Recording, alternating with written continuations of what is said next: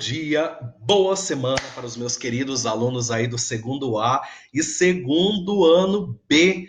Pessoal, mais uma aula de geografia, dando aí encerramento nesse processo de aulas gravadas, capítulo 8, meios de transportes.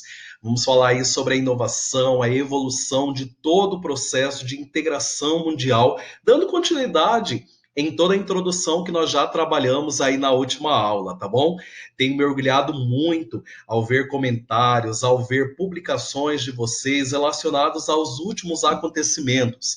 Lembre-se que geografia está integrada diretamente a atualidades. Então é importante que vocês tenham conhecimento, tenham uma posição política e crítica de tudo que está acontecendo. Sem sombra de dúvidas, além da Covid-19, que é um grande impacto na sociedade e ficará marcada para a história, todos os protestos sendo eles realizados nos Estados Unidos, em outros países do continente europeu, sobre a diversidade racial, sobre todo esse impacto que vem atingindo há anos a nossa sociedade, marcam todo o nosso processo civil e a conjunção da sociedade como um todo, ok? Bom, para começar a falar sobre essa questão de transportes, eu separei inclusive um material disponível lá na apostila de vocês, falando sobre a inovação e as características básicas dos meios e dos principais eixos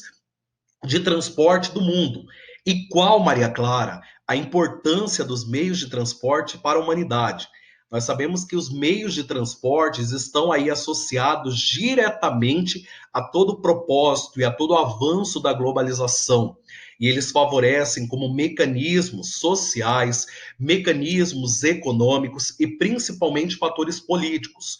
Nós percebemos que no decorrer da história no Brasil e no mundo, os meios de transportes foram acompanhados dos eixos de mudança, de modernização provocado pelas revoluções industriais. A primeira revolução industrial, com o uso do carvão mineral, com a evolução dos meios de transportes ferroviários, a segunda, com toda a explosão do transporte automotivo, e sendo ele incluído em toda a base rodoviarista, que cresce aqui no Brasil a partir do final da primeira metade do século XX. E nós temos na terceira revolução industrial meios de transportes modernos, que já começam a ganhar força desde o final da Segunda Guerra Mundial, mas é justamente nessa era de globalização, de grandes tecnologias, que eles são impulsionados a crescer e fortalecer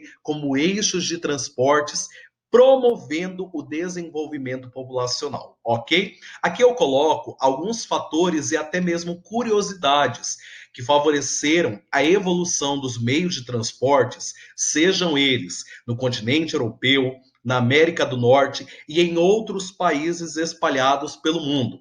Nós temos as linhas, tanto aérea quanto rodoviária, sendo elas sobre características naturais, aproximando pessoas e incluindo novos territórios. O que antes você poderia perceber o transporte aéreo direcionado para um deslocamento em longa distância, hoje é muito utilizado até mesmo em grandes metrópoles brasileiras, como São Paulo.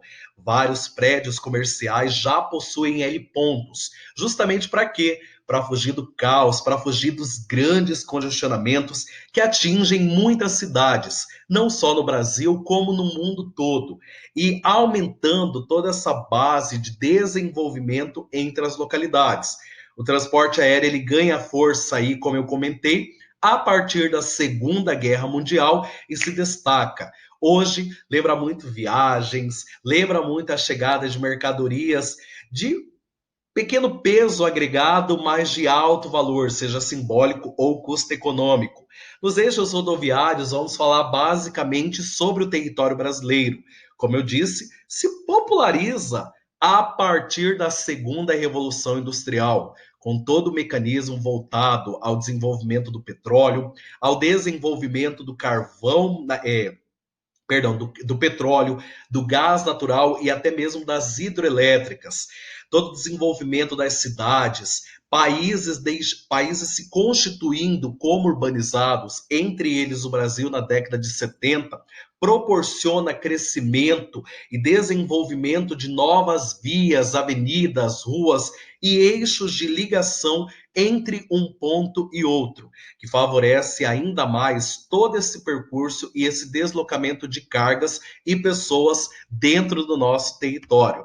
Bom, dando continuidade, nós vamos falar sobre os eixos ferroviários. Os eixos ferroviários, que entre outros fatores aqui no Brasil, preocupa. Por quê?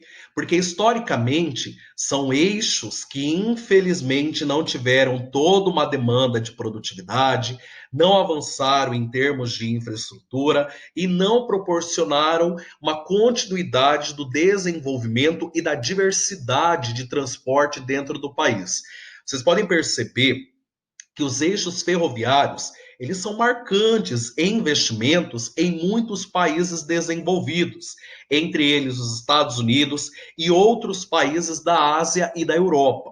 Mas aqui no Brasil, há infelizmente um regresso de investimentos. Se nós observarmos, desde a segunda metade do século XX, o Brasil investe maciçamente em transportes rodoviários, até pela atração de grandes multinacionais automotivas que favorecem esse eixo de investimento dentro do nosso território.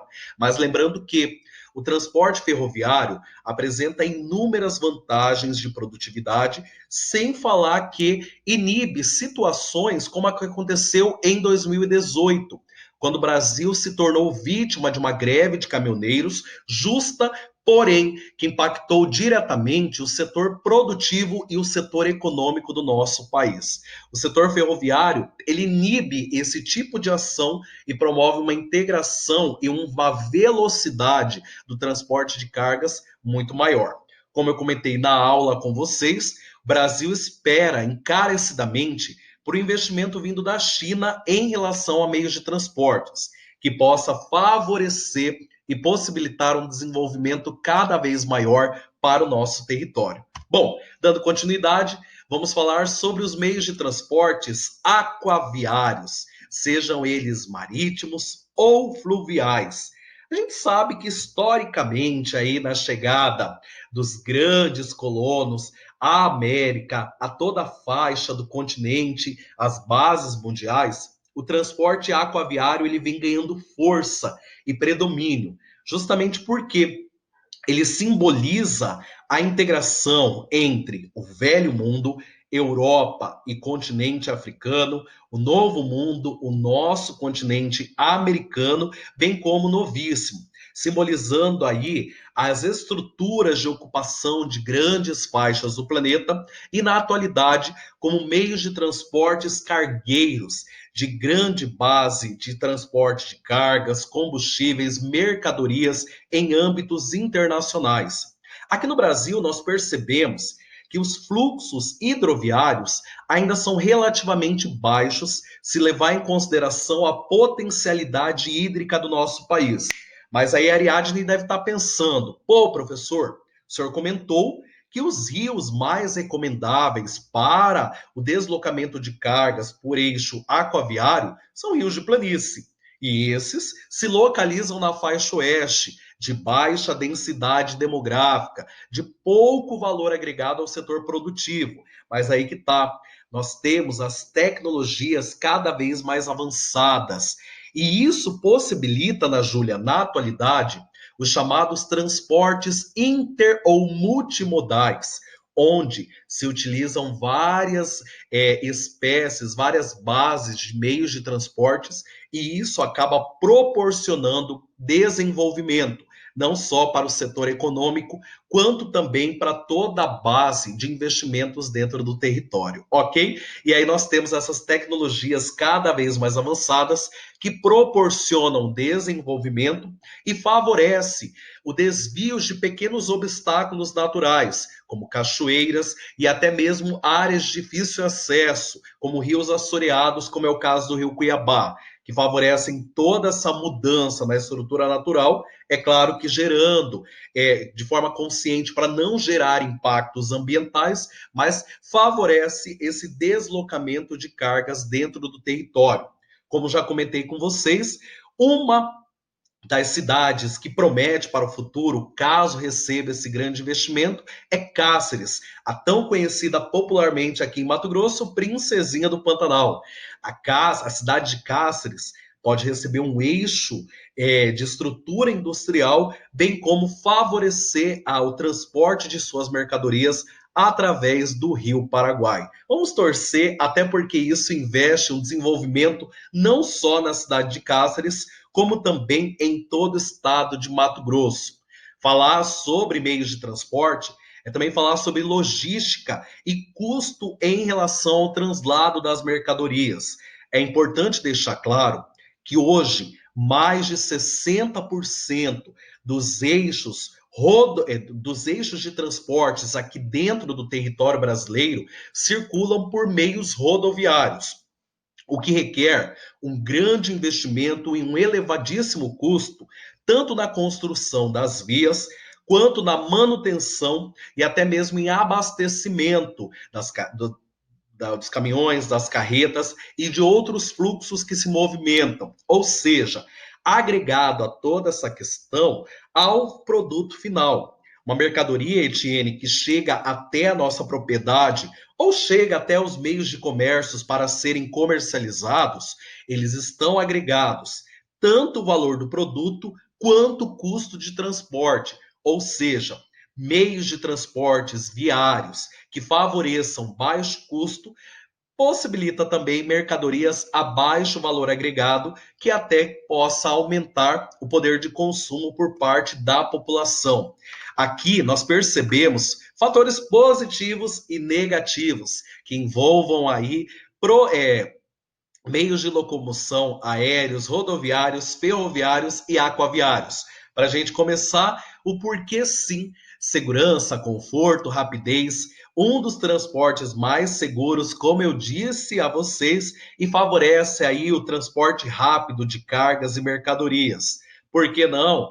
Elevados custos de manutenção e até mesmo os aeroportos, onde muitos aqui dentro do território brasileiro, Ludmila, vem sendo concedido à iniciativa privada, ou seja, vem passando aí por um processo de privatização para retirar o custo por base do governo e a elevada poluição, tanto sonora quanto atmosférica. Aí uma das estratégias de reduzir necessariamente as bagagens, levar o mínimo possível, Maria Clara e Ian, porque quanto mais pesado o avião estiver, maior índice de combustível ele vai consumir e maior índice de emissão de gases poluentes ele vai emitir. Ou seja, impacto à natureza como um todo. Já aqui, ó, no transporte rodoviário, vocês percebem um porquê não muito maior.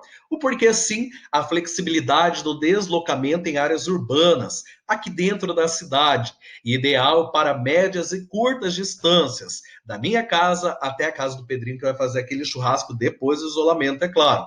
Agora, por que não? Nós temos uma pequena capacidade de cargas. Ah, professor, mas existe aí bitrens, carretas de grande porte, mas comparado com outros eixos, sendo eles principalmente o ferroviário e o marítimo, o rodoviário perde feio.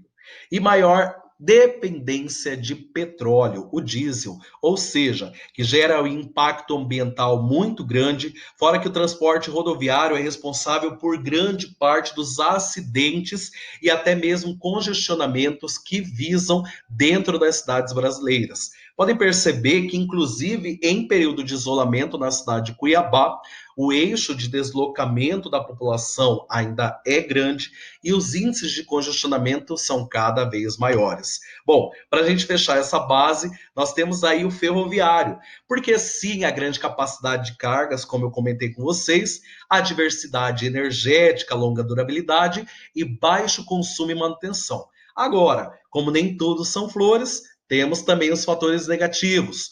Custo na construção, a baixa velocidade no deslocamento e a inflexibilidade em termos itinerários. Por quê, professor? Porque o transporte ferroviário ele não pode se deslocar por qualquer localidade. Ele precisa de eixos, trilhos que favoreçam todo esse deslocamento. Já no transporte marítimo, é claro, precisamos aí de eixos viários, rios ou mares e oceanos. Então, por isso, essa baixa flexibilidade e relativa baixa velocidade. Agora, se basear os fatores positivos, nós temos um custo reduzido comparado com outros setores produtivos, aumenta a capacidade turística de cada região e tem também um baixo custo de manutenção, ok? Pessoal, encerramos aí o capítulo número 8, abordando todas essas questões relacionadas aos meios de transportes, como foi pedido, aqueles que ainda não concluíram a atividade, perdão, aqueles que ainda não concluíram as atividades de sala e as atividades propostas, concluam, façam, até porque na próxima aula nós iremos fazer uma aula de correção, justamente para averiguar os fatores positivos e negativos que levam aí a sociedade a reiterar, a reduzir todo esse propósito de impacto ambiental e até mesmo a auxiliar na fixação desse conteúdo, ok? Um beijo enorme para vocês, grande abraço, saudações corintianas e até a próxima.